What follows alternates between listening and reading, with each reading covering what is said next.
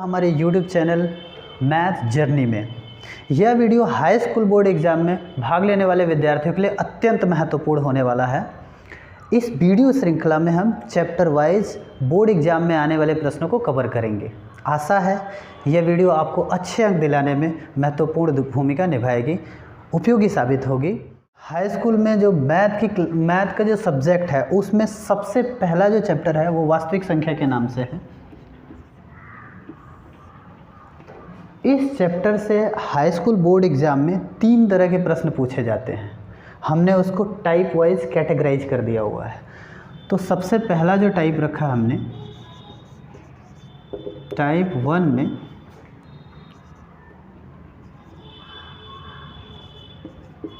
दशमलव प्रसार,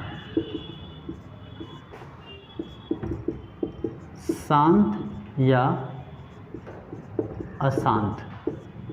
किसी परिमेय संख्या का दशमलव प्रसार शांत होगा या अशांत होगा। पहला टाइप का क्वेश्चन ये आता है एग्ज़ाम में। सेकंड टाइप का जो क्वेश्चन है यानी दूसरे टाइप का जो क्वेश्चन है उसमें किसी अपरिमेय संख्या को या यूं कह लीजिए कि √2, √3, √5 या 3 + √5 आदि संख्याओं को अपरिमेय सिद्ध करना, इस तरह का प्रश्न आता है। इस प्रश्न में, इस तरह के प्रश्नों में या तो √2 या तो √3 या तो √5 या 3 धन √5, ये एक पदी या द्विपदी, इस तरह की संख्याओं को, जो रूट की संख्याएं हैं, इस तरह की संख्याओं को अपरिमेय सिद्ध करना होगा। तो इस तरह के भी प्रश्न आते हैं। तीसरे जो तरह का प्रश्न है वो होता है यूक्लिड विभाजन प्रमेयिका पर आधारित प्रश्न। इसमें पहले चैप्टर में आपने पढ़ा ही होगा, यूक्लिड विभाजन प्रमेयिका पर आधारित प्रश्न भी बोर्ड एग्जाम में पूछे जाते हैं। इसमें 2 तरह के प्रश्न होते हैं, जैसे यूक्लिड विभाजन प्रमेयिका द्वारा मशक ज्ञात करना,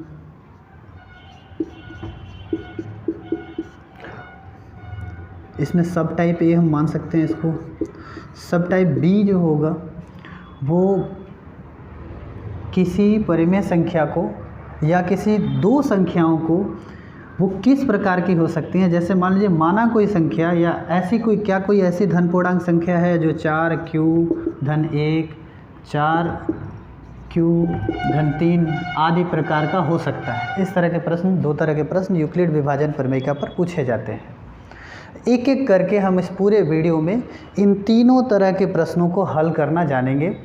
हम ये जानेंगे कि बोर्ड एग्ज़ाम में उसको लिखे कैसे, या इस तरह के प्रश्न यदि आ जाएं तो हम उसको कैसे फेस करें। तो सबसे पहला जो हमारा टाइप है दशमलव प्रसार। किसी भी परिमेय संख्या का दशमलव प्रसार शांत है अथवा अशांत है, ये जानना। इस तरह के प्रश्न बहुविकल्पी में ज़्यादातर पूछे जाते हैं। तो इस पहले तरह के प्रश्न को हम सबसे पहले पढ़ लेते हैं। सबसे पहले हम ये जानेंगे कि किसी परिमेय संख्या का शांत या अशांत होना ये क्या कहलाता है। शांत क्या है, अशांत क्या है। तो दशमलव भिन्न के शांत और अशांत रूप को हम समझ लेते हैं ताकि आगे हमें कोई दिक्कत नहीं होगा। जैसे किसी भी परिमेय संख्या को आप बदलिए, अगर वो 0.2, 3, 5 ऐसे करके आता है, यहाँ के बाद से भाग की प्रक्रिया समाप्त हो जाती है, तो हम ये कहेंगे शांत की कैटेगरी में आएगा। अशांत, जैसे किसी परिमेय संख्या को दशमलव भिन्न के रूप में बदल रहे हैं और वहाँ 0.3333 ... ये ख़त्म ही नहीं हो रहा भाग प्रक्रिया। लंबी भाग प्रक्रिया देने के बाद भी कोई एक ही संख्या बार बार आता जा रहा है, ये ऐसा भी हो सकता है। 4343 ... करके, यानी 43 का बार बार टर्मिनेट हो रहा है 43। तो इस तरह के दशमलव संख्याओं को हम अशांत कहते हैं। और इस तरह की दशमलव संख्याओं को हम शांत कहते हैं। वो इस प्रकार का भी हो सकता है 0.2 या 0.5, 0.73 ऐसा हो सकता है। तो इस तरह के दशमलव प्रसार को हम कहते हैं शांत और इस तरह के दशमलव प्रसार को हम कहते हैं अशांत। तो हम इन्हीं पे बात करने वाले हैं। इसके लिए, इसको समझने के लिए हम सबसे पहले एक प्रमेय जान लेते हैं। बिना भाग प्रक्रिया दिए हम शांत या शांत ये जानने वाले हैं और इसके लिए एक प्रमेय है। प्रमेय का जो स्टेटमेंट है, कथन है, वो ये कहता है कि यदि किसी परिमेय संख्या p/q के हर q का भाज्य गुणनखंड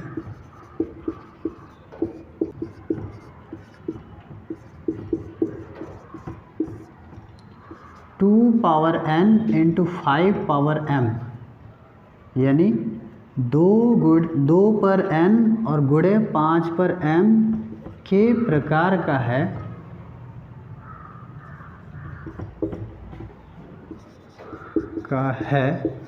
तो p/q यानी इस दिए गए परिमेय संख्या का दशमलव प्रसार शांत होगा। अर्थात कहने का तात्पर्य ये है कि यदि कोई संख्या इस प्रकार का है, यानी ये एक परिमेय संख्या है p/q जिसमें q का हमने फैक्टर कर लिया हुआ है। मान लीजिए कोई संख्या हमने उदाहरण के रूप में लिया, वो इस प्रकार का उसका यदि हर है, जैसे कि यहाँ प्रमेय में कहा जा रहा है 2 power n into 5 power m, 2 गुणे 5 के गुणज में है, 2 और 5 के गुणज में है, उनकी घातें चाहे जो भी हों, मतलब कोई भी, जो भी का मतलब कि कोई भी पूर्ण संख्या ही हो सकता है। ऐसा हो तो इस पूरे परिमेय संख्या का जो दशमलव प्रसार होगा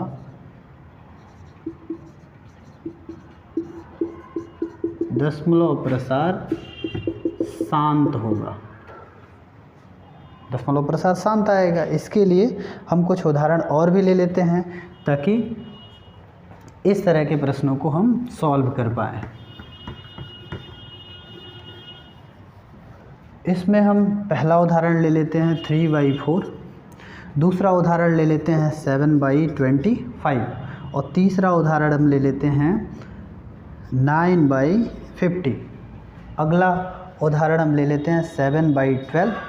ठीक है, ऐसे ही कुछ और भी उदाहरण ले लेते हैं, जैसे 3/35 और 129/2 power 5 into 5 power 7 into 7 power 2।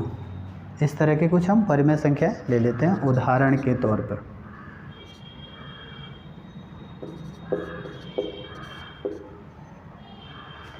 सबसे पहले इस परिमेय संख्या के हर का गुणनखंड करते हैं, अभाज्य गुणनखंड। तो 3/2 गुणे 2, इसको हम लिख सकते हैं 3/2 पर 2। अब प्रमेय के कथन के अनुसार 2 गुणे 5 होना चाहिए, लेकिन यहाँ केवल 2 है। याद कीजिए p/q यदि कोई संख्या है, अगर उसके अंश में भी 2 से गुणा कर दे और उसके हर में भी 2 से गुणा कर दे, तब भी ये p/q के ही बराबर होता है। ऐसा हम पढ़ चुके हैं, 7 या फिर 8 इन सब कक्षाओं में हम पढ़ चुके हैं। तो उसी तथ्य को हम यहाँ प्रयोग करेंगे, इस फैक्ट को हम यहाँ प्रयोग करेंगे। हम यहाँ लिख सकते हैं 5 पावर 2 और यहाँ भी लिख लेंगे 5 पावर 2, यानी कि हर और अंश में दोनों में ही 5 पावर 2 से हमने मल्टीप्लाई कर दिया। इसका जितना पावर है उतना ही पावर यहाँ लगा के और 5 लिख के और अंश और हर दोनों में लिख देते हैं, ताकि ये अभी भी संख्या में कोई परिवर्तन ना हो। 3/4 का 3/4 ही रहे, मतलब 3/4 है तो 3/4 ही रहे। अब इसको लिख सकते हैं 3 into 5 power 2 by 2 into 5 power 2। 2 power 2 into 5 power 2। चूँकि 3/4 के हर का दशमलव प्रसार 2 पर n गुणे 5 पर m के बराबर है, यहाँ आप देख सकते हैं, इसलिए हम ये कहेंगे कि 3/4 का जो दशमलव प्रसार होगा वो क्या होगा, शांत होगा। अर्थात इस प्रमेय में जो ये कंडीशन अप्लाई किया है, अगर इन कंडीशन में से कोई एक भी रहे तो हम इस फैक्ट को यूज करके और हम इस तरह का बना लेंगे और फिर हम ये कह सकते हैं कि ये शांत है। अगला क्वेश्चन 7/25, 7/5 इंटू 5 फैक्टर कर लिए, इसके हर का अभाज्य गुणनखंड हमने कर लिया 5 गुणे 5, 7/5 पे यहाँ 2 लिख सकते हैं। पुनः वही क्रिया हम दोहराएंगे, हर तथा अंश में 2 पे 2 से गुणा करने पर, 2 की घात 2 से गुणा करने पर यहाँ हमें प्राप्त होता है 7 गुणे 2 पर 2 और बटा 5 पर 2 गुणे 2 पर 2। चूँकि इस परिमेय संख्या के हर का गुणनखंड या हर का अभाज्य गुणनखंड 2 पर n गुणे 5 पर m के प्रकार का है, अतः 7/25 का दशमलव प्रसार शांत होगा। तो ये भी शांत की कैटेगरी में है, ये भी शांत, ये भी शांत, इसका भी दशमलव प्रसार शांत, इसका भी दशमलव प्रसार शांत। अब इसको हम चेक कर लेते हैं। 9/2 इंटू 5 इंटू 5, 9/2 पावर 1, एक बार है तो एक घात लिख लीजिए, और गुणे ये 2 बार है तो लिखिए 5 पर घात 2। यहाँ हमें बनाने की ज़रूरत नहीं है। यहाँ 50 का गुणनखंड 2 पावर n यानी 2 की घात n गुणे 5 की घात m, अर्थात 2 पर 1 गुणे 5 पर 2, इसके प्रकार का स्वतः ही मिल जाता है, अपने आप ही मिल जाता है गुणनखंड करने पर। इस फैक्ट का यूज नहीं करना पड़ रहा है, तो हम ये कहेंगे कि 9/5 का दशमलव प्रसार भी शांत होगा। तीसरा हम अगला क्वेश्चन लेते हैं, चौथे क्वेश्चन की तरफ हम बढ़ते हैं। 7/2 गुणे 2 और गुणे 3, 2 दूनी 4 3 12, गुणनखंड कर लिया, अभाज्य गुणनखंड। अब हम यहाँ लिखेंगे 7/2 पर 2 और गुणे 3 पर 1। यहाँ मामला उल्टा है, जो 7/12 है उसके हर का जो गुणनखंड है वो 2 पर n तो है, 2 पे n की भांति है, लेकिन 2 के अतिरिक्त यहाँ 3 भी है, और इस शर्त में बिल्कुल ऐसा नहीं कहा गया है, सिर्फ और सिर्फ कहा गया है 2 और 5 ही आना चाहिए, इसके अतिरिक्त कुछ और नहीं आना चाहिए। यहाँ 3 आ रहा है, तो हम लिखेंगे चूँकि 7/12 के हर का अभाज्य गुणनखंड 2 पर n गुणे 5 पर m के प्रकार का नहीं है, अतः 7/12 का दशमलव प्रसार अशांत होगा। तो ये अशांत में आ जाएगा, ठीक है। हम यहाँ अशांत लिख देते हैं और इन सब के लिए शांत लिख देते हैं। अब कुछ और भी क्वेश्चंस हमने लिए थे, उनको हम इरेज करके थोड़ा और आगे लिख लेते हैं ताकि आपको ठीक ढंग से समझ में आए। यहाँ हमने क्या लिया हुआ था, 3/35, तो 3 और इसके हर का गुणनखंड करेंगे तो होगा ये 5 गुणे 7। अब यहाँ इस केस में आप देख रहे हैं 5 तो है लेकिन 2 नहीं है, और 2 नहीं है चलेगा, हम इस फैक्ट को यूज करके हम 2 फिर यहाँ ला सकते हैं, लेकिन यहाँ 2 की बजाय 7 है, और 2 और 5 के अतिरिक्त कोई भी संख्या अगर उसके हर के गुणनखंड में है तो हम ऐसा कहेंगे कि चूँकि 3/5 के हर का दशमलव वो अभाज्य गुणनखंड 2 पर n गुणे 5 पर n के प्रकार का नहीं है, अतः यह या इस परिमेय संख्या का दशमलव प्रसार अशांत होगा। तो हमने इस तरह का भी क्वेश्चन देख लिया। अगला क्वेश्चन लेते हैं हम। अगले क्वेश्चन में गुणनखंड करने की ज़रूरत ही नहीं है, यहाँ स्वयं ही गुणनखंड करके दे दिया हुआ है। तो हम यहाँ कहेंगे कि 129/2 गुणे 5 गुणे 7/2, यह इसके इस परिमेय संख्या के हर का गुणनखंड 2n गुणे 5m के प्रकार का नहीं है, अतः यह परिमेय संख्या का या इस परिमेय संख्या का दशमलव प्रसार अशांत होगा। ठीक है, तो इन सारे क्वेश्चन से आप समझ गए होंगे कि शांत और अशांत हम कैसे पता करें। बिना भाग दिए इस परिमेय की सहायता से हम ये कैसे पता करेंगे कि कोई परिमेय संख्या का दशमलव प्रसार या किसी परिमेय संख्या का दशमलव प्रसार शांत होगा या अशांत होगा। एक क्वेश्चन हम और इस पे लिख लेते हैं जो भ्रम में डालने वाला क्वेश्चन होगा। ये तो सीधे सीधे है, जो पूरी तरह से इससे मैच खाता है। एक क्वेश्चन ऐसा भी होगा जो देखने में ऐसा लगेगा कि वो शांत नहीं है, लेकिन वो शांत होगा। अब वो क्वेश्चन कैसा होगा, इस क्वेश्चन को समझने के लिए हम इस प्रमेय को इरेज कर लेते हैं और यहाँ एक क्वेश्चन लिख लेते हैं। जैसे 6/150 कर लेते हैं, 6/150। अब मैंने अभी तक जो बताया मेरे कहने के अनुसार आप हर का गुणनखंड करेंगे।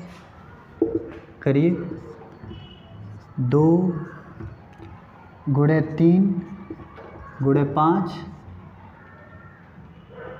और वो 3 दूनी 6 बचे 30 और 30 छक्के 150 होता है ना, तो यहाँ 1 और 2 हमें लगाना पड़ेगा और यहाँ 1 और 3 हम यूज कर लेंगे। 3 गुणे 5, 2 दूनी 4 और 4 बचे 20, 20 तिहाई 60 और 60 तिहाई 180। चलिए हम यहाँ चेंज कर लेते हैं, 180 कर लेते हैं, 180। अब आप ध्यान से देख रहे होंगे कि इसका जो दशमलव इसका जो हर का गुणनखंड है, अभाज्य गुणनखंड, वो 2 की घात 2, 3 की घात 2 और गुणे 5 की घात 1 है। हर का अभाज्य गुणनखंड देख के हम ये कह सकते हैं कि ये परिमेय संख्या का दशमलव प्रसार अशांत होगा, क्योंकि यहाँ 3 आ गया हुआ है। 2 और 5 के अतिरिक्त कोई आना नहीं चाहिए और यहाँ 3 है। तो इसके लिए हम क्या करेंगे, अगर हमने यहाँ ये किया हुआ है तो हम थोड़ा यहाँ भी चेंज कर लेंगे। चेंज हमें करना पड़ेगा, यहाँ हमें 9 लिखना पड़ेगा और यहाँ भी 9 और यहाँ भी 9 लिखना पड़ेगा। ऐसा दे दिया होगा, ऐसा दिया होगा। तो फिर क्या करेंगे, इस स्थिति में हम चेक कर लेते हैं कि क्या हर का अंश का गुणनखंड, हर की बजाय जो अंश का गुणनखंड है, क्या उसके गुणनखंड में ऐसी कोई संख्या है जो इस संख्या को कैंसिल कर सके, क्योंकि यही बाधा है इसको शांत बनाने के लिए। अभी ये दिख रहा है कि ये अशांत है, लेकिन ये है शांत दरअसल।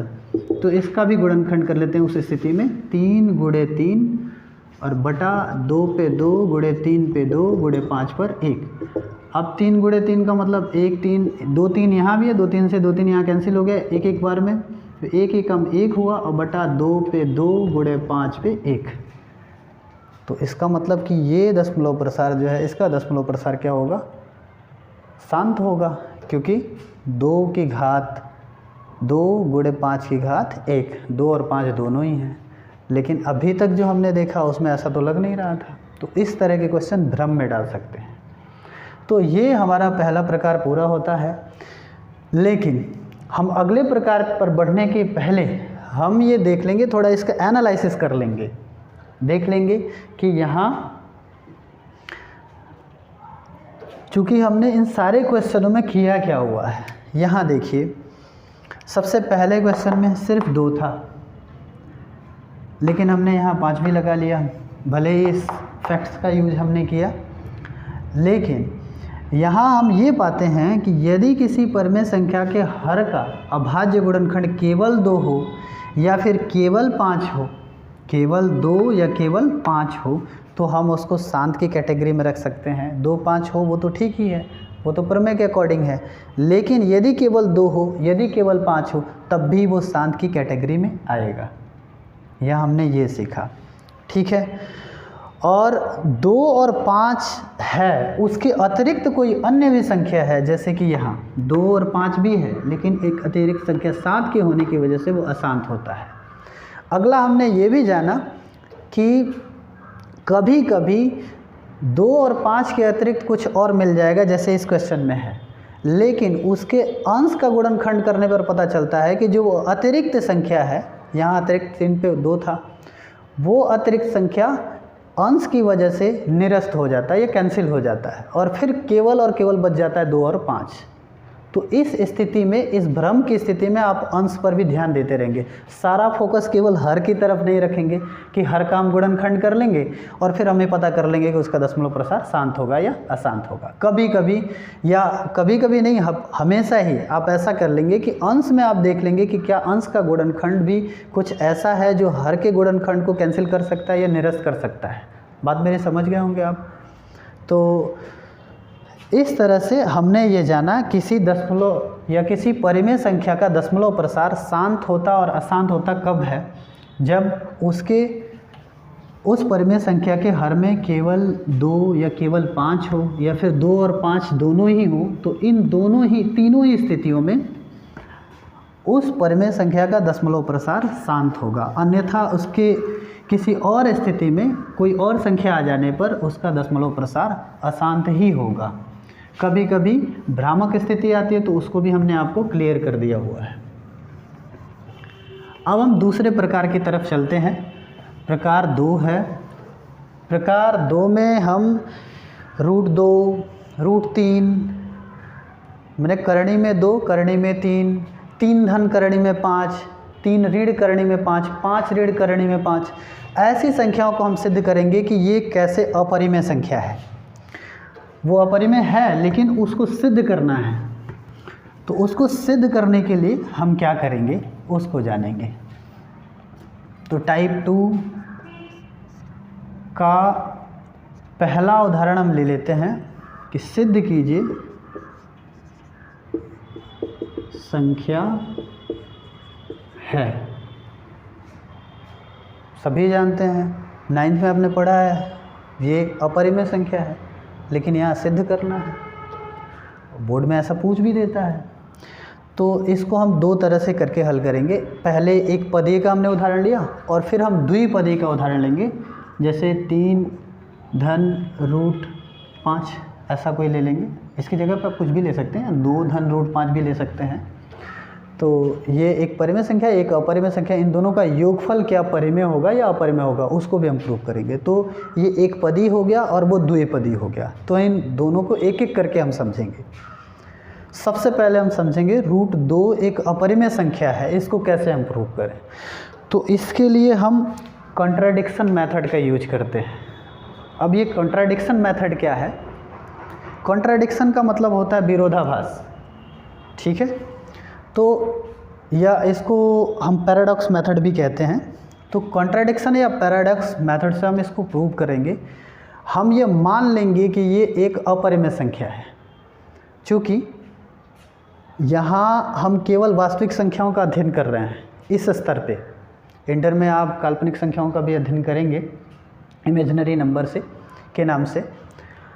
यहाँ हम वास्तविक संख्याओं का अध्ययन कर रहे हैं, और वास्तविक संख्याएं 2 प्रकार की होती हैं, एक परिमेय और एक अपरिमेय। तो जो परिमेय संख्या है और जो अपरिमेय संख्या है, ये दोनों ही वास्तविक संख्याओं के भाग हैं। यानी वास्तविक संख्याएं 2 तरह की हो सकती हैं, परिमेय या अपरिमेय। तो यदि ये अपरिमेय नहीं है तो परिमेय होगा, और परिमेय नहीं है तो अपरिमेय होगा। लेकिन यहाँ क्वेश्चन ये कहता है कि सिद्ध कीजिए कि √2 एक अपरिमेय संख्या है। तो मान लेंगे कि ये एक परिमेय संख्या है, अपरिमेय नहीं है, परिमेय है। तो मानेंगे, माना √2 एक करणी में 2 एक परिमेय संख्या है, परिमेय संख्या है, ऐसा मान लेंगे। और अपरिमेय संख्या के परिभाषा के अनुसार हम ऐसा कह सकते हैं कि तब करणी में 2 p बाई क्यू यानी p बटा क्यू के बराबर होगा, क्योंकि परिमेय संख्या, कोई भी परिमेय संख्या तभी हो सकती है जब वो p बटे क्यू के रूप में हो, जहाँ p और q पूर्णांक हो और q 0 के बराबर न हो। ये शर्त परिमेय संख्या का है, ये आपने पढ़ा होगा, और यहाँ नहीं पढ़ा होगा तो मैंने बता ही दिया कि p बटे q के रूप की संख्याएं जो हों, जहाँ p और q दोनों ही पूर्णांक हो, यहाँ लिख देंगे जहाँ p व q पूर्णांक हैं तथा q 0 के बराबर नहीं है, ऐसा हम यहाँ लिख लेंगे। साथ में हम यहाँ एक और शर्त रख देंगे। शर्त क्या रखेंगे? शर्त ये रखेंगे कि p व q का एक के अतिरिक्त कोई सर्वभाजक नहीं है। मतलब हम p और q ऐसी संख्या, ऐसी परिमेय संख्या ले रहे हैं जहाँ ना तो p और ना तो q, इन दोनों को कैंसिल या निरस्त करने वाली कोई ऐसी अन्य संख्या नहीं होगी। इसको हम उदाहरण से समझ लेते हैं। जैसे 5/7 ऐसी कोई संख्या नहीं है एक के अतिरिक्त जो 5 और 7 दोनों को ही विभाजित कर पाए। लेकिन यदि हम ले लेते हैं 6/12 ले लेते हैं, तो 6 एकम 6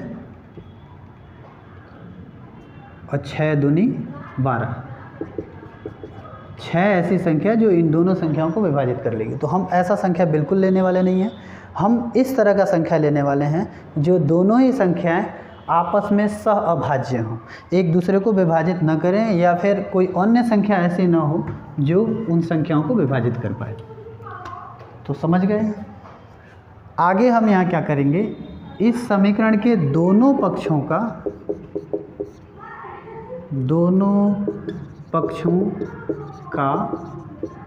वर्ग करने पर, इन दोनों पक्षों का वर्ग कर देंगे। तो करणी में 2 का वर्ग करेंगे, फिर p बटा q का भी वर्ग करेंगे, दोनों ही पक्ष के वर्ग हो गए। करणी से वर्ग निरस्त होता है तो यहाँ हम 2 लिख देंगे। आगे ये 2 p का भी होगा और ये 2 q का भी होगा, डिस्ट्रीब्यूट हो जाएगा। तो p² बाई q² यानी p पर 2 घात बटा q पर 2 घात। अब आगे हम क्या करेंगे? इसमें से एक q हम इधर की तरफ यानी बाएं पक्ष की तरफ ट्रांसपोज कर देंगे या पक्षांतर कर देंगे। तो 2 q बटा में है, इधर जब पक्षांतर होगा तो ये गोड़ा में हो जाएगा यानी 2q हो जाएगा, और बराबर p पर 2 घात बटा q, एक q बच जाएगा। एक q को हमने इधर पक्षांतर कर दिया और एक q यहाँ बच जाएगा। अब यहाँ देखिए क्या हो रहा है, यही विरोधाभास होगा। यहाँ 2 भी एक पूर्णांक है और शर्त के अनुसार q भी एक पूर्णांक है, और आप ये जानते हैं समवर्ग प्रगुण से कि किसी पूर्णांक का किसी पूर्णांक से गुणा करें तो प्राप्त संख्या भी पूर्णांक होगी। ये पूर्णांक है, ये पूर्णांक है, तो ये भी पूर्णांक होगा। ये पूर्णांक है, ये पूर्णांक है, तो ये भी क्या पूर्णांक होगा। तो ये पूर्णांक है। और p बटा q एक परिमेय संख्या है, ठीक है।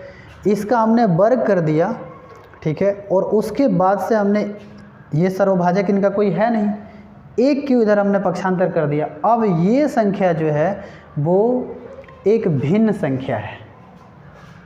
क्या है? एक भिन्न संख्या है। ये इसको नहीं काट सकता, ये इसको नहीं काट सकता, कोई अन्य संख्या इन दोनों को काट नहीं सकता है, विभाजित नहीं कर सकता। काटने का आशय विभाजित करने से है, विभाजित नहीं कर सकता है। तो ये कभी विभाजित होने वाला नहीं है कि ये कभी पूर्ण बन जाए, तो ये कभी पूर्ण बनेगा नहीं, और ये पूर्ण है। तो क्या कभी पूर्ण संख्या भिन्न संख्या के बराबर हो सकता है? क्या आप 2 को 2/5 के बराबर लिख सकते हैं? ऐसा कर सकते हैं? बिल्कुल ऐसा नहीं होगा, ठीक है। तो यहाँ जैसे ही हमने माना √2 एक परिमेय संख्या है, तो किसी दूसरे फैक्ट में कि एक पूर्णांक संख्या एक भिन्न संख्या के बराबर, ऐसा तथ्य हमें मिल जा रहा है जो विरोध उत्पन्न कर रहा है, क्योंकि हम ये जानते हैं कि कभी भी कोई पूर्णांक संख्या किसी भिन्न संख्या के बराबर नहीं हो सकता है, और यहाँ हम दिखा रहे हैं कि होता है, तो यहाँ विरोध उत्पन्न हो रहा है। बस इसी बात को अब लिख देना है। इसी की वजह से इसको विरोधाभास कहा जाता है, कि हमने यहाँ जैसे ही कुछ गलत माना उसकी वजह से किसी और फैक्ट पे असर पड़ रहा है, किसी और गणितीय तथ्य पे असर पड़ रहा है यहाँ गलत मानने की वजह से। तो हम क्वेश्चन ये सॉल्व हो गया है। अब सिर्फ आपको लिखना है, क्या लिखना है, लिखना ये है यहाँ कि चूँकि 2q एक पूर्णांक है, किंतु p² यानी p पर 2 घात बटे q एक भिन्न संख्या है।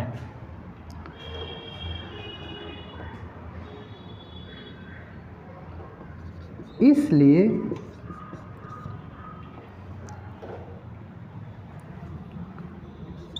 टू क्यू बराबर नहीं होगा p पर 2 घात बटे q के। मतलब कहने का तात्पर्य यहाँ ये है कि 2q एक पूर्णांक संख्या है, p² या p पर 2 घात बटा q एक भिन्न संख्या है।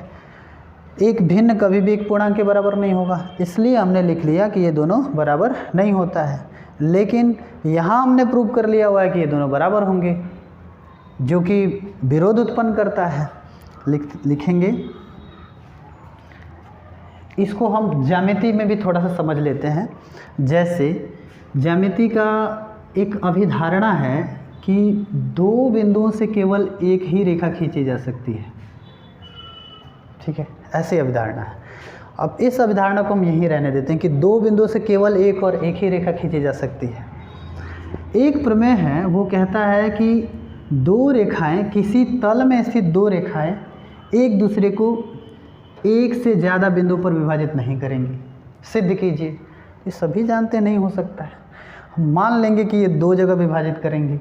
जब दो जगह विभाजित करेंगे, मान लीजिए कि यहाँ एक कोई बिंदु है और ये कोई बिंदु है जो पहले ऑलरेडी ओ पे विभाजित कर रही हैं। एक और बिंदु कोई एग्जिस्ट करता है जो दोनों पे है, तो मान लीजिए वो एक बिंदु यहाँ है, एक बिंदु यहाँ है। अब इसको धीरे धीरे इधर लेके आएंगे। जब इधर लेके आएंगे तो ये इधर जाएगा, जिसकी वजह से ये बिंदु जैसे ही इस बिंदु पे आएगा, मतलब इसको ऐसे थोड़ा लेके इधर आए, ये थोड़ा सा ऊपर बढ़ गया, फिर इसको और इधर लेके आए और नज़दीक लेके आए, ये इधर चला गया, इधर भी देख रहे हैं इसकी तरफ बढ़ रहा है, और इधर लेके आए, फिर ऐसे करते करते हम यहाँ आ गए।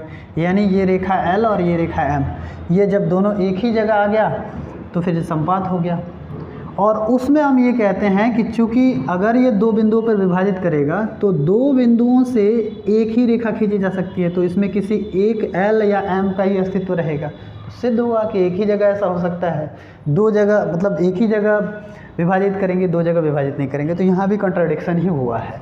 तो इसको लेकर के कि अगर ऐसा हम करते हैं कि दो जगह विभाजित करती हैं तो दो रेखाएं हो नहीं सकती हैं, ये तथ्य गलत हो जाएगा अगर हम ऐसा मान लेते हैं। तो उसमें भी ठीक हमने वैसे ही लिया हुआ है कि किसी पहले से पूर्व जो अभिधारणाएं हैं उस अभिधारणाओं को कहीं ठेस ना पहुँचे, वे अवधारणाएं कहीं गलत ना हो जाएं, तो उन अवधारणाओं को इनमें इंक्लूड कर लेते हैं। तो आइए हम सिद्ध करते हैं कि सिद्ध कीजिए कि 6√2 एक अपरिमेय संख्या है, ऐसा सिद्ध करना है। इसमें भी हम वैसे ही मानेंगे। माना 6 धन करणी में 2 एक परिमेय संख्या है, ऐसा मान लेंगे कि एक परिमेय संख्या है। अगर ये परिमेय संख्या है तब क्या होगा, 6 धन करणी में 2 p/q के बराबर हो जाएगा। ऐसा अगर हम करते हैं तो यहाँ आगे लिख देंगे, जहाँ p व q पूर्णांक हैं तथा q 0 के बराबर नहीं है, मतलब q is not equal to 0, हम ऐसा लिख लेंगे यहाँ। किंतु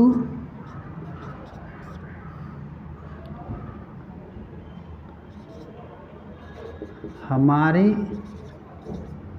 अवधारणा के अनुसार 2q बराबर है p पर 2 घात बटे q के।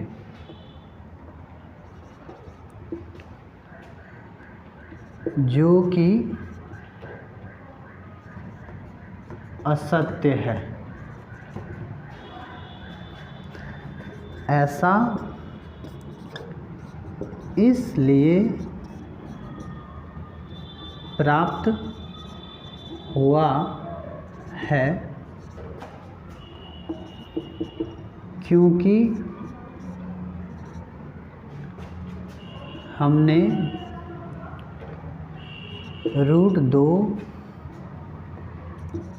को परिमेय संख्या माना है। हमने √2 को एक परिमेय संख्या माना है, इसके कारण ऐसा ये कॉन्ट्राडिक्शन पैदा हुआ है, विरोध पैदा हुआ है। लिखेंगे अतः हमारा मानना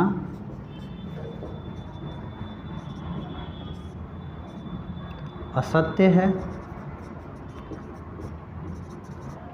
और √2 एक अपरिमेय संख्या है। बस इतना ही लिख देना है। आप लिख सकते हैं इति सिद्धम, इति सिद्धम, ऐसा लिख सकते हैं। तो मुझे लगता है आपको ये समझ में आ गया होगा, और यदि नहीं समझ में आया तो वीडियो को एक बार और आप बैकवर्ड करके एक बार और पीछे ले जा करके देख सकते हैं। अब जैसा कि मैंने कहा कि हम किसी भी क्वेश्चन को सॉल्व कर लेने के बाद हम उसका एनालिसिस करेंगे और देखेंगे कि हमने वास्तव में किया क्या। पूरी तरह से हमने ये ऐसे ही नहीं हल कर दिया, इसके लिए हमने पूर्व प्लानिंग की। हम जानते थे कि ये एक अपरिमेय संख्या है, ये जानते हुए भी हमने इसको परिमेय माना। परिमेय मान करके और हमने इन दोनों का वर्ग कर दिया। क्यों? कारण इसका ये है कि अगर मान लीजिए कि ये एक परिमेय संख्या है तो वो इस प्रकार का भी हो सकता था, ऋणात्मक भी हो सकता था, और ये संख्या कभी भिन्न नहीं होता, ये केवल परिमेय होता। ये संख्या भिन्न संख्या नहीं होगा। भिन्न और परिमेय में बड़ा सूक्ष्म अंतर है। अगर 6/7 है तो ये परिमेय भी है और ये भिन्न भी है, ये परिमेय भी है और ये भिन्न संख्या, दोनों की कैटेगरी में आ जाएगा। लेकिन केवल माइनस लग जाने की वजह से, ऋण लग जाने की वजह से, शायद ये तथ्य आपको नहीं पता होगा लेकिन जान लीजिए, तो हमने जानबूझ करके इन दोनों पक्षों का वर्ग किया। वर्ग करने से हमें 2 फायदे हुए। सबसे पहला कि इसका जो करणी है वो समाप्त हो गया, यहाँ आप देख रहे होंगे 2 प्राप्त हुआ। और दूसरा फ़ायदा हमें ये हुआ कि अगर ये संख्या कहीं इस प्रकार का हो, इसमें कोई पूर्णांक का मतलब धनात्मक भी हो सकता है, ऋणात्मक भी हो सकता है, तो अगर कोई ऋणात्मक पूर्णांक है तो वर्ग कर देने की वजह से, अगर मान लीजिए इसका हम वर्ग कर दें तो 6 × 6 = 36 धन में आ जाएगा, 7 × 7 = 49, तो ये एक किस में बदल जाएगा? भिन्न में बदल जाएगा, भिन्न संख्या में बदल जाएगा। तो यहाँ हमारे पास, यहाँ हमारे वर्ग करने की वजह से हमें दोनों ही चीज़ें या दोनों ही तरह के समस्याओं से निजात मिल गया। वर्ग कर देने की वजह से इसका अगर कहीं ऋणात्मक ये होगा तो धनात्मक हो जाएगा, और यहाँ वर्ग कर देने की वजह से करने का भी झंझट समाप्त हो गया। तो यहाँ हमें पूर्णांक संख्या प्राप्त हो गया, वही धन पूर्णांक प्राप्त हुआ। अब यहाँ से हमने एक q को ले लिया है तो ये एक पूर्णांक हो गया, और ये एक भिन्न संख्या मैंने बताया। और एक और चीज़ हमने इसमें किया हुआ है, वो भी पूर्व प्लानिंग है। यही केवल नहीं है, वर्ग करना ही नहीं है, यहाँ हमने दोनों का कोई सर्वभाजक नहीं रखा है। ऐसी कोई संख्या नहीं रखी जो दोनों को काट पाए या दोनों को विभाजित कर पाए। तो जिसकी वजह से यहाँ ये संदेह उत्पन्न होना कि ये कोई ऐसी संख्या है जो इसको विभाजित कर दे, और विभाजित कर देगी तो ये भी पूर्णांक हो जाएगा और ये भी क्या हो जाएगा, पूर्णांक हो जाएगा। तो पूर्णांक और पूर्णांक दोनों बराबर हो जाएंगे, कंट्राडिक्शन उत्पन्न होगा ही नहीं, विरोधाभास उत्पन्न होगा ही नहीं। इसलिए हमने जानबूझ करके 2-3 शर्तें, इसमें 2 शर्तें समझ लीजिए इसको, कि पहला शर्त कि एक के अतिरिक्त कोई सर्वभाजक नहीं होगा, और दूसरा शर्त ये हमने लगा दिया, दूसरा शर्त हमने ये कर दिया, दोनों पक्षों का वर्ग कर दिया। तो ये दोनों फैक्ट बहुत ही महत्वपूर्ण हैं। मतलब इसको मैंने एनालिसिस में इसलिए बताया कि आखिर हमने ऐसा क्यों माना। हम कोई भी परमेय संख्या ले सकते थे, लेकिन हमने ऐसा क्यों माना वो आपको यहाँ समझ में आ रहा होगा। और हमने ऐसा क्यों किया, दोनों पक्षों का वर्ग क्यों किया, तो इन दोनों की वजह से हमने ऐसा किया ताकि यहाँ जानबूझ करके यहाँ विरोध उत्पन्न हो पाए। और विरोध उत्पन्न हो जाए तो हम ये कहेंगे कि भैया हमने माना तो था परिमेय, हमने भरपूर जोर लगाया, हमने भरपूर प्रयास किया कि ये परिमेय सिद्ध हो जाए, होता ही नहीं है। ये किसी और दूसरे गणितीय तथ्य को खराब करके रख देता है कि पूर्णांक और भिन्न बराबर है, जो कि होता ही नहीं है, संभव ही नहीं है। तो फिर जैसे ही यहाँ ऐसा दिख गया तो हमने कहा कि चूँकि ये और ये जो हम चाहते थे उसी को हम अब यहाँ लिख रहे हैं कि चूँकि देखो ये और ये कभी भी बराबर नहीं हो सकते हैं, लेकिन बराबर यहाँ हमने ला लिया है, बराबर हमने सिद्ध कर लिया हुआ है। और ऐसा सिर्फ इसलिए हुआ है, सिर्फ और सिर्फ कि हमने √2 को एक परिमेय मान लिया हुआ है। ये गलती यहाँ के कारण हुई है। तो जब ये परिमेय नहीं है तो मैंने कहा कि वो परिमेय नहीं है तो क्या होगा, अपरिमेय होगा, सिद्ध हो जाता है यहाँ। ठीक है, वैसे मुझे लगता है कि अब आपको ये पूरी तरह से समझ में आ गया होगा कि कैसे हमने इसमें किस तथ्य को किस लिए यूज किया, किस योजना से यूज किया। क्योंकि देखिए मैथ पूर्व प्लानिंग होती है, ऐसा नहीं होता है कि हम हल करते जाएं और वो हमारे मनचाहा आंसर आ जाएगा, रिजल्ट दे देगा, परिणाम दे देगा, ऐसी कोई बात नहीं है। पूरी तरह से प्री प्लान्ड है, पूर्व योजनाबद्ध है ये। ठीक है, तो आशा करता हूँ कि आपको ये अच्छी तरह से समझ में आ गया होगा। अब हम अपने इस वीडियो को और आगे की तरफ ले चलते हैं। मैंने बताया था कि अभी मैंने आपको सिर्फ ये बताया कि एक पदीय अपरिमेय संख्याओं को कैसे अपरिमेय सिद्ध करें। इसके बाद हम 2 पदीय अपरिमेय संख्याओं को, क्योंकि इस बार के बोर्ड एग्ज़ाम में ऐसा पूछा भी था, मेरे पास एक प्रश्न पत्र है, प्रश्न पत्र संख्या उसका कोड है 822 AZ, और उसमें क्वेश्चन ये पूछा हुआ है, हाँ क्वेश्चन संख्या है तीसरे क्वेश्चन का ग है ना, अंग्रेजी मीडियम वालों के लिए 3 का C कहता है कि सिद्ध कीजिए कि 6 धन √2 एक अपरिमेय संख्या है। इसी को सिद्ध कर लेते हैं। तो ये द्विपदी है और इसके लिए आपको 2 अंक मिलेंगे प्रूव करने के लिए। दोनों पक्षों का वर्ग करने से पहले इसको ट्रांसपोज कर लेंगे, तो लिखेंगे √2 बराबर P/Q ऋण 6, ऐसा कर लेंगे ताकि एक तरफ √2 आ जाए, और लिखेंगे दोनों पक्षों का वर्ग करने पर, दोनों पक्षों का वर्ग करने पर, वर्ग करते हैं √2 पे 2 और P/Q ऋण 6 पे 2, सॉल्व करते हैं। या लिख के 2 से 2 मतलब करनी से वर्ग निरस्त होगा, कैंसिल हो जाएगा, यहाँ सिर्फ 2 बचेगा। यहाँ जब वर्ग करेंगे तो ये इसको a मान लेंगे और इसको b मान लेंगे, a माइनस बी के होल स्क्वायर, ये whole square of a minus B, मतलब P/Q ऋण 6 पर घात 2,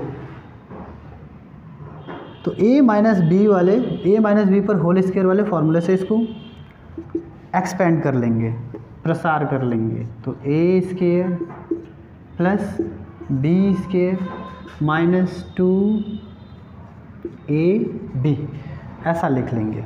ठीक है, और ऐसा लिख के आगे फिर या कर लेते हैं, 2 एक तरफ है, दूसरी तरफ है P/Q और आगे है प्लस 36 और उसके आगे है ऋण 2P/Q है। ऐसा लिख लिया हुआ है। अब ये एक पूर्ण संख्या है या पूर्णांक संख्या है, ये एक भिन्न संख्या है, और भिन्न संख्या को किसी भी संख्या से जोड़ेंगे तो क्या प्राप्त होगा? भिन्न ही प्राप्त होगा। यानी इस टोटल का वैल्यू कितना आएगा? भिन्न आएगा। ये टोटल संख्या भिन्न होगा, क्योंकि ये भिन्न संख्या है, ये कभी पूर्ण में हो नहीं सकता है। तो पूर्ण जो नहीं है उसको पूर्ण के साथ जोड़ भी दें तो वो कभी भी पूर्ण नहीं होगा। और ये दोनों जब पूर्ण नहीं होगा तो अगर किसी संख्या के साथ घटा भी दें तो भी पूर्ण नहीं होगा। तो इसमें ये संख्याएं कभी जो है पूर्ण नहीं होंगी। ये संख्या भिन्न होगा और ये संख्या क्या होगा? पूर्णांक होगा। अब यहाँ भी वही वैसे ही लिखेंगे कि चूँकि 2 एक पूर्णांक संख्या है, किंतु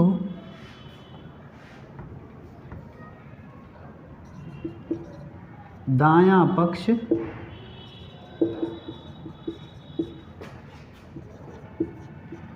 भिन्न संख्या है,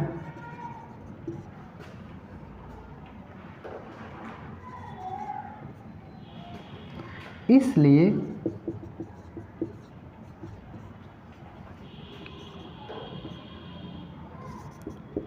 बायां पक्ष बराबर नहीं है दाएं पक्ष के। यह इसलिए हुआ है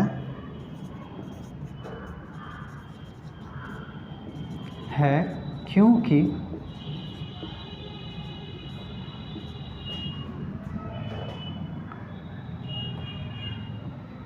(6√2) को हमने परिमेय संख्या माना है। अतः हमारी अवधारणा असत्य है तथा 6-2 एक अपरिमेय संख्या है,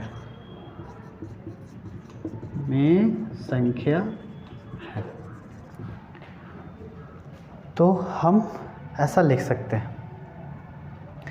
इसको सिद्ध करने के लिए एक और आसान तरीका है। फ़िलहाल इसको हम देख लेते हैं। हमने किया क्या? हमने पिछली बार की तरह यहाँ भी वैसे ही किया। इसको पहले परिमेय मान लिया, फिर इस 6 को इधर कर लिया। यहाँ के बाद से हमारे पास 2 तरीके हैं। एक तरीका इधर की तरफ जाता है, सेकंड रूल जो कि आपको बहुत आसान लगेगा। एक फर्स्ट रूल इधर की तरफ जाता है, जो कि हमने यहाँ लिखा हुआ है। हमने दोनों पक्षों का वर्ग कर दिया और दोनों पक्षों का वर्ग कर दिया तो एक तरफ जो ये संख्या भिन्न संख्या, और भिन्न संख्या में कुछ भी जोड़ेंगे, मतलब किसी भी तरह का परिमेय या फिर पूर्णांक जो भी जोड़ेंगे वो भिन्न संख्या ही रहेगा। तो ये दाहिना पक्ष समीकरण का पूरा भिन्न है और ये है पूर्णांक। तो भिन्न संख्या और पूर्णांक संख्या कभी बराबर नहीं हो सकते हैं। और बराबर नहीं हो सकते हैं ऐसा क्यों? लेकिन हमने सिद्ध किया कि ये बराबर हैं। तो ऐसा ये गड़बड़ी या ये तथ्य में जो कॉन्ट्राडिक्शन पैदा हो रहा है कि बराबर नहीं होता है और हमने सिद्ध किया बराबर होता है, ये इसलिए हुआ है, ये गड़बड़ी इसलिए आई है क्योंकि हमने 6-2 को परिमेय संख्या मान लिया है। तो लिख देंगे, अतः हमारी अवधारणा असत्य है। 6-2 एक ये अपरिमेय संख्या है, अपरिमेय संख्या है। सिद्ध हुआ, लिख देंगे यहाँ सिद्ध हुआ। दूसरा तरीका हम यहाँ से यूज कर सकते हैं। दूसरा तरीका हम ये कहेंगे कि चूँकि हम ये जानते हैं कि √2 एक, यहीं से इसके आगे जाने की ज़रूरत नहीं है। चूँकि हम जानते हैं, वर्ग करने की ज़रूरत नहीं है। चूँकि हम जानते हैं कि √2 एक, या हम सिद्ध कर चुके हैं कि √2 एक अपरिमेय संख्या है और p/q ऋण 6 ये एक परिमेय संख्या है। तो अपरिमेय और परिमेय कभी बराबर नहीं हो सकते, अतः हमारी अवधारणा असत्य है और 6-√2 एक क्या है? अपरिमेय संख्या है। तो आप ऐसा भी लिख दो, वो बहुत ही आसान होगा। तो आप चाहें तो वैसा भी कर सकते हैं। 2 नंबर के लिए इतना झंझट क्यों पालना? वैसे ही लिख देंगे कि ये दायां पक्ष परिमेय है और बायां पक्ष अपरिमेय है। सिद्ध कर चुके हैं ऐसा, ठीक है। तो इस तरह से भी हम लिख सकते हैं। तो आपको ये मुझे लगता है दोनों ही तरीके ठीक लगे होंगे। मैंने ये तरीका इसलिए बताया क्योंकि वहाँ हम पेपर में तो एक ही बार सिद्ध कर रहे हैं, ऐसा तो है नहीं कि पहले रूट 2 को अपरिमेय सिद्ध कर रहे हैं उसके बाद इसको सिद्ध कर रहे हैं, तो ऐसा तो कर नहीं रहे हैं, इसलिए मैंने ये तरीका अपनाया वीडियो में। आप दरअसल वो तरीका भी यूज कर सकते हैं, वो भी तरीका ठीक है। किताबों में वही तरीके हैं जो मैं दूसरा तरीका बता रहा हूँ।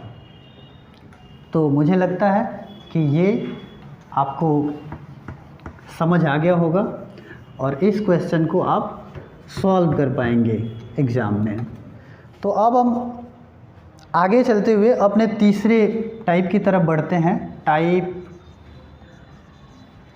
3, जिसमें हम आपको ये बताएंगे कि यूक्लिड विभाजन प्रमेयिका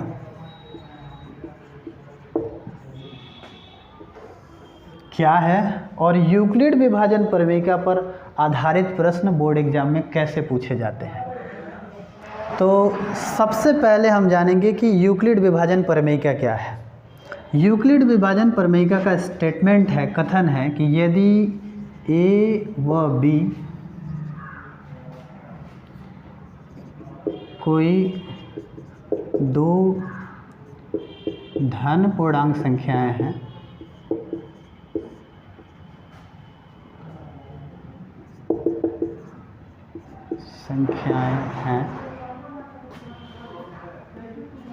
जहां ए बड़ा है और बी क्या है, छोटा है,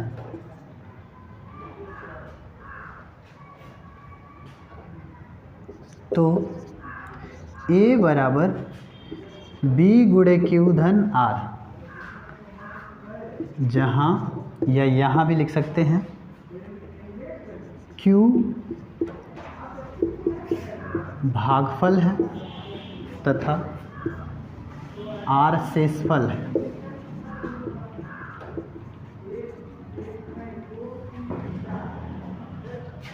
ये स्टेटमेंट है इस प्रमेयिका का। ऐसा नहीं है कि ये बहुत ही नया है या पहली बार मिला है, इसका आप लोग यूज कर चुके हैं छोटी कक्षाओं में।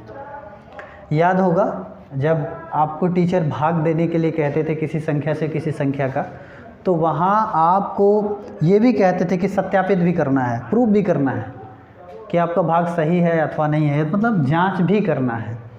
तो इसको हम यहाँ आपको रिमेनिंग करवा देते हैं।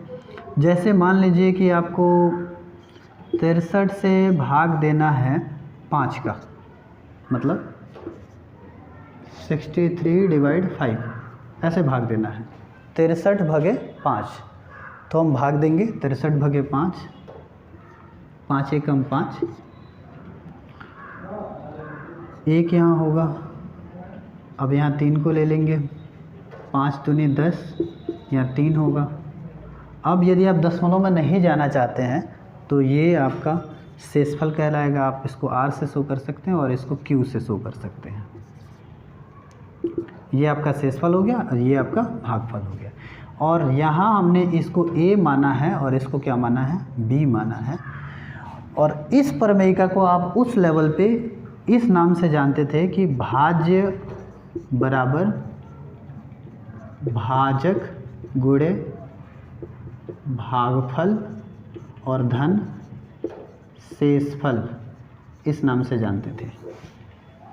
ये पहले से ही प्रूव किया हुआ है। यहाँ एक शर्त और है,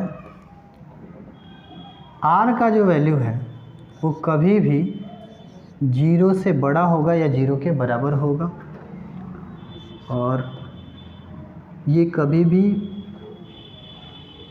b से छोटा होगा, b के बराबर भी नहीं हो सकता है, छोटा होगा। इसको हम यहाँ समझने का प्रयास करते हैं। ये भाज्य हो गया, ये हो गया भाजक, ये हो गया भागफल और ये हो गया धन शेषफल। वैसे ही है जैसे यहाँ मैंने लिखा हुआ है। अब ये जो मैंने शर्त लिखा हुआ है, आप ज़रा सोचिए कि यदि हमने यहाँ 60 लिया होता और भाग दिया होता तो 5 एकम 5, यहाँ 1 0 ले लेते और 5 दूनी 10, क्या आता? 0 आता। तो शेषफल या तो 0 आएगा और नहीं तो 0 से बड़ा कोई संख्या आएगा, लेकिन वो कभी भी इससे बड़ा नहीं हो सकता है, क्योंकि अगर मान लीजिए कि ये 5 हो जाए या 6 हो जाए तो संभावना है एक बार और भाग बढ़ा लेंगे, या 2 बार दिया हुआ है 3 बार पे दे लेंगे। ठीक है, तो ये संख्या, ये शेषफल कभी भी भागफल से बड़ा नहीं हो सकता है। कंडीशन ये है यहाँ, और वही कंडीशन लिखा हुआ है यहाँ कि जहाँ r शेषफल है और r कभी भी 0 के बराबर हो जाएगा, 0 से बड़ा हो जाएगा, लेकिन b से कभी बड़ा नहीं होगा, यानी कि भाजक से बड़ा नहीं होगा। तो ये कोई बहुत बड़ा फैक्ट नहीं है जिसको हम लोग यूज करते आए हैं छोटी कक्षाओं में, बस इसको यहाँ एक प्रमेय का रूप दे दिया गया है। इसको प्रमेय भी नहीं कहेंगे, इसको प्रमेयिका कहेंगे। इस पे भी हम प्रकाश डाल लेते हैं। प्रमेय और प्रमेयिका में क्या फ़र्क है? प्रमेयिका वे कथन है जो पहले से ही सिद्ध हैं, ठीक है, और प्रमेय जिनको सिद्ध करना है। तो प्रमेय और प्रमेयिका में ये थोड़ा सा फ़र्क है। आइए हम जानते हैं सबसे पहले कि यूक्लिड डिवीजन एल्गोरिदम या यूक्लिड विभाजन प्रमेयिका द्वारा किसी दो संख्याओं का मसा कैसे निकालते हैं, क्योंकि इसमें दो तरह के क्वेश्चन पूछे जाते हैं। पहला क्वेश्चन कि दो संख्याएं हैं, उनका विभाजन प्रमेयिका द्वारा मसा ज्ञात कीजिए। तो हम विभाजन प्रमेयिका का प्रयोग करेंगे और मसा ज्ञात करेंगे। उदाहरण ले लेते हैं हम। मान लीजिए 225 ले लिया हमने और दूसरी संख्या जो हमने 30 ले लिया, दो संख्याएं ले ली। इसको हमने a माना, हल लिख करके a बराबर 225 तथा b बराबर 30। चूँकि ये बड़ा है और ये छोटा है, लिखेंगे चूँकि 225 बड़ा है 30 छोटा है, इसलिए यूक्लिड विभाजन प्रमेयिका से, यूक्लिड विभाजन प्रमेयिका के लिए हम भाग का सहारा लेंगे क्योंकि है ही ये उसी पे बेस्ट। तो यहाँ 225 भागे हम 30 कर देंगे, भाग देंगे, देखेंगे कितने बार में भाग जाएगा। 6 तिहाई 18 और 7 तरीका 21, 7 बार में भाग जाना चाहिए। 7 में 0 गुणा करेंगे, 7 तरीका 21, यहाँ 5, यहाँ 1 और यहाँ कैंसिल, शेषफल बचा। अब इसको यूक्लिड विभाजन प्रमेयिका में कैसे लिखेंगे? 225 बराबर b गुणे q। हम यहाँ लिख लेते हैं यूक्लिड विभाजन प्रमेयिका, a is equal to b into Q plus r। तो b हमने किसको माना है? 30 को माना है। q यहाँ क्या आया हुआ है? 7, तो हम यहाँ 7 लिख देंगे, और धन r कितना आया हुआ है? 15, तो हम यहाँ 15 लिख देंगे। ये हो गया यूक्लिड विभाजन प्रमेयिका पर आधारित। अब हम लिखेंगे यहाँ चूँकि r is not equal to 0, मतलब r का जो वैल्यू है वो 0 के बराबर नहीं है।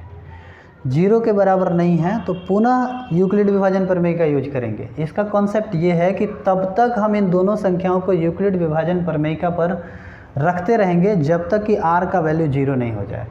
और दूसरा शर्त ये है कि हर बार आपका a और b बदल जाएगा। यहाँ अगले स्टेप में a जो होगा, जो b का वैल्यू होगा वो यहाँ a बन जाएगा, और r का जो वैल्यू होगा अब वो वहाँ क्या बन जाएगा? b बन जाएगा। ठीक है, अब हर अगले स्टेप में, मतलब जो आपने यूक्लिड विभाजन प्रमेयिका पर पिछली बार a और b लिया था, उसमें जितना भी आपका जो भी आपने b वैल्यू माना था वो अब a में कन्वर्ट हो जाएगा, उसको a मान लेंगे। और जो आपका r आया हुआ था उसको अब हम किस में कन्वर्ट कर लेंगे? इसको b में कन्वर्ट करेंगे, और b को किस में चेंज कर लेंगे? a में।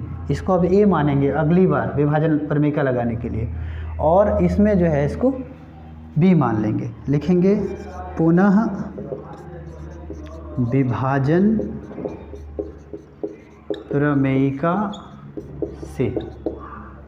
तो विभाजन प्रमेयिका पुनः लेते हैं, फिर यहाँ भाग दे लेंगे 30 भागे 15, 30 से 15 का भाग देना, 15 दूनी 30, ये कैंसिल हो जाएगा। यहाँ कैंसिल ना लिख के आप यहाँ 0 लिखिए, तो r बराबर 0 और ये हो गया q। विभाजन प्रमेय से आप लिखेंगे 30 बराबर 15 गुणा 2 धन 0 लिखेंगे, चूँकि r बराबर 0, r 0 के बराबर है। अब इसमें मसा कैसे ज्ञात होगा? विभाजन प्रमेय का तो समाप्ति हो गया। यानी मैंने कहा था कि सबसे पहला कि विभाजन प्रमेय का तब तक यूज करेंगे जब तक कि r 0 के बराबर नहीं हो जाता, तब तक स्टॉप नहीं करेंगे।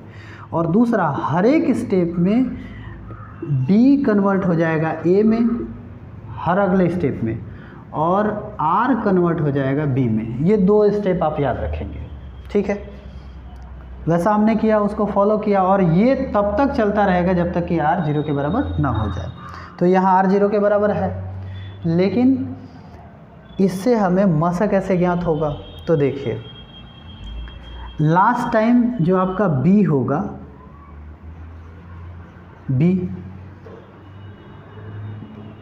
जिस एल्गोरिदम में आपका r 0 हो जाए, उस एल्गोरिदम में जो b होगा, b का वैल्यू ही मसा कहलाएगा। लिखेंगे अतः अवशिष्ट संख्याओं का मसा 15 होगा। अवशिष्ट संख्या है मतलब जो दी गई संख्या है। आप ये भी लिख सकते हैं अतः 225 और तथा 30 का मसा 15 होगा, ऐसा लिख सकते हैं। तो मुझे लगता है कि आप लोग यूक्लिड विभाजन प्रमेयिका में के प्रयोग से आप किसी भी 2 संख्याओं का मसा ज्ञात कर सकते हैं। अब हम यहाँ एक आपको बात बताना चाहेंगे कि ये जो यूक्लिड विभाजन प्रमेयिका है, इसका यूज हम छोटी कक्षाओं से ही करते आए हैं, लेकिन इस तरह से नहीं। किस तरह से, उसको भी हम जान लेते हैं। छोटी कक्षाओं में मसा निकालने के लिए आप 2 विधियों का प्रयोग करते थे, एक गुणनखंड विधि और एक भाग विधि। तो दरअसल ये भाग विधि ही है, बस इसका फॉर्म चेंज हो गया है। देखते हैं कैसे। अब 225 है, ये बड़ा है, और 30 क्या है, छोटा है। तो हम यहाँ भाग देते थे 225 और भागे 30, कितने बार में भाग जाएगा? 7 बार में। 200 कितना होगा? 10 होगा। हम ऐसे लाइन ड्रॉ कर लेते थे, 5 और यहाँ कितना होगा? 15, कैंसिल हो जाएगा। फिर ये जो शेषफल है वो भाजक बन जाया करता था, और ये जो है, जो यहाँ भाजक था, वो अब भाज्य बन जाया करता था। इसको हम यहाँ लिख देते थे 15 दूना 30, कैंसिल हो गया। जिस संख्या ने इसको कैंसिल किया, मतलब ये भाग प्रक्रिया जिस भाजक ने समाप्त कर दिया, उसी भाजक को हम लिखते थे मसा, ऐसा करते थे। वही प्रक्रिया तो यहाँ भी है, बस इसको फॉर्म चेंज करके लिख दिया हुआ है, और कुछ नहीं है। बहुत ही आसान है, आप पहले भी कर चुके हैं, छोटी कक्षाओं में कर चुके हैं। आपके यहाँ जो छोटे बच्चे होंगे, आपके भाई होंगे, आपके भतीजे होंगे, जो छोटे छोटे क्लासों में होंगे, 4th 5th में होंगे, वो ये करते होंगे, खूब करते होंगे, लेकिन वो ये तरीका नहीं जानते हैं। आप उनके सामने इसी चीज़ को इस तरह से लिख देंगे, वो बिल्कुल नहीं समझ पाएंगे, लेकिन अगर इस तरह से लिखेंगे तो बिल्कुल वो समझ जाएंगे। ठीक है, दरअसल वहाँ यूक्लिड विभाजन प्रमेयिका का ही प्रयोग किया जाता था, लेकिन वहाँ हाइड रखा जाता था, इस बात को छुपाया जाता था कि इसको हमने ऐसा क्यों किया। यहाँ स्पष्ट हो जाता है कि हमने क्यों इसको ऐसे किया, ये बी को क्यों ए मान लिया, यहाँ हमने इसको दिखाया हुआ है। तो मुझे लगता है कि अब आप यूक्लिड विभाजन प्रमेयिका द्वारा क्या निकाल लेंगे? मसा निकाल लेंगे। अब लास्ट जो क्वेश्चन बचा हुआ है, वैसे वीडियो भी काफ़ी लंबा हो रहा है, लेकिन यदि हम पेपर में कुछ नंबर अच्छे लाना चाहते हैं तो हमें कुछ चीज़ें तो करनी ही पड़ेंगी, थोड़ा मेहनत करना ही पड़ेगा। मुझे लगता है करीब 1 घंटे का वीडियो हो गया होगा, तो वीडियो लंबा हो रहा है, इससे घबराइए मत। हम जो भी आपको बता रहे हैं वो बोर्ड एग्ज़ाम के लिए तो समझ लीजिए कि बहुत महत्वपूर्ण है। तो आगे हम चर्चा करेंगे। कभी कभी ये पूछता है, जैसे एक क्वेश्चन हम ले लेते हैं उस तथ्य को समझने के लिए, बहुत जल्दी हम निपटा देंगे। क्वेश्चन ये है कि यदि कोई पूर्णांक संख्या या ऐसी कोई पूर्णांक संख्या है, ऐसी कोई धनात्मक पूर्णांक संख्या है जो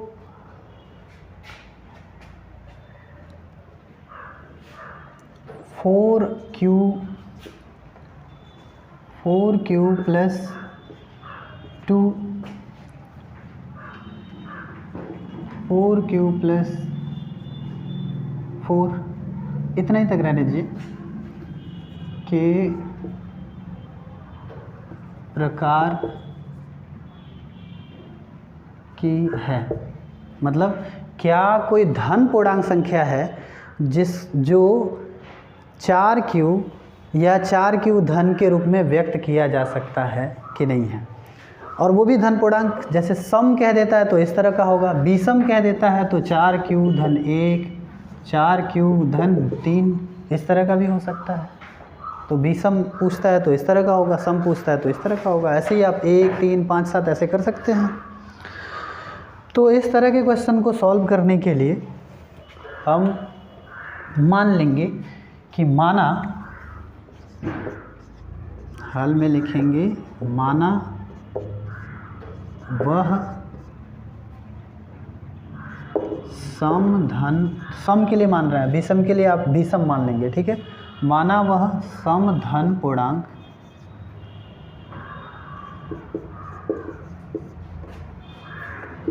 ए है। माना वह सम धन पूर्णांक क्या है? ए है।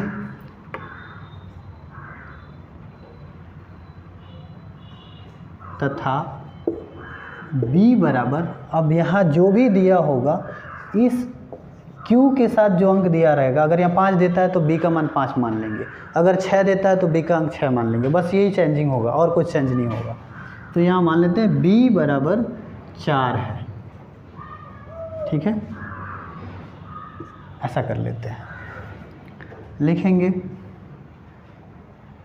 तब यूक्लिड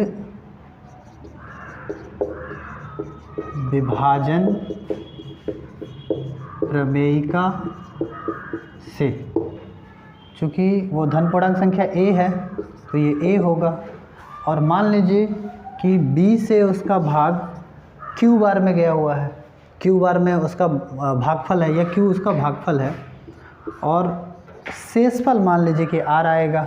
यानी कहने का मतलब है कि a का b से भाग देंगे तो भागफल q और शेषफल r, भागफल q और शेषफल r होगा।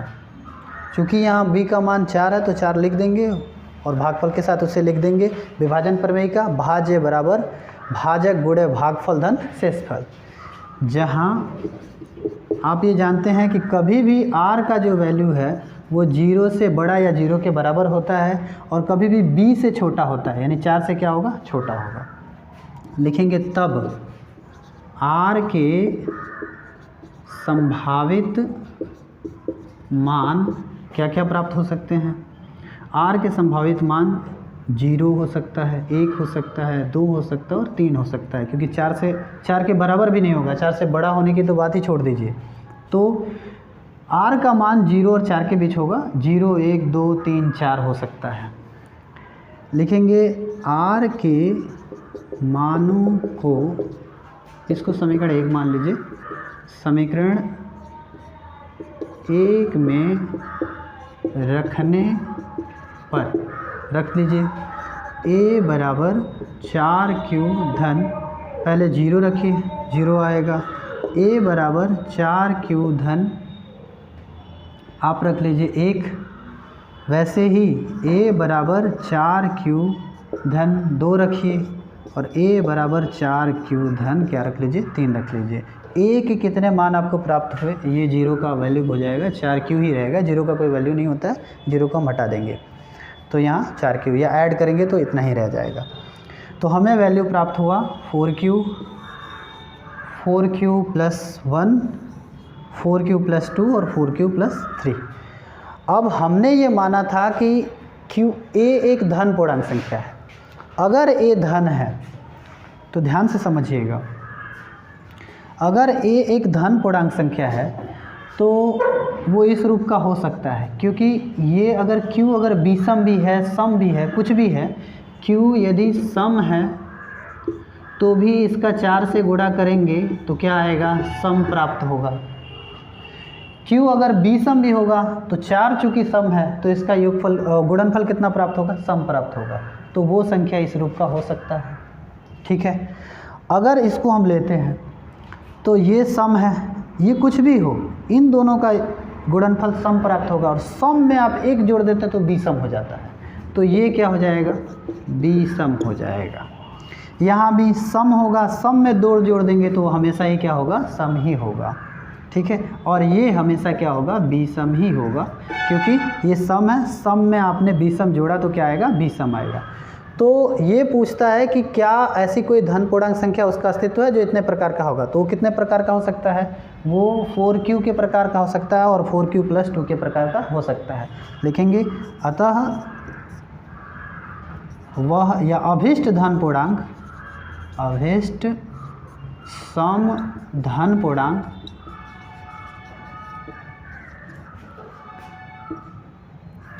q तथा 4q प्लस 2 के प्रकार का होगा, ऐसा आप लिख लेंगे।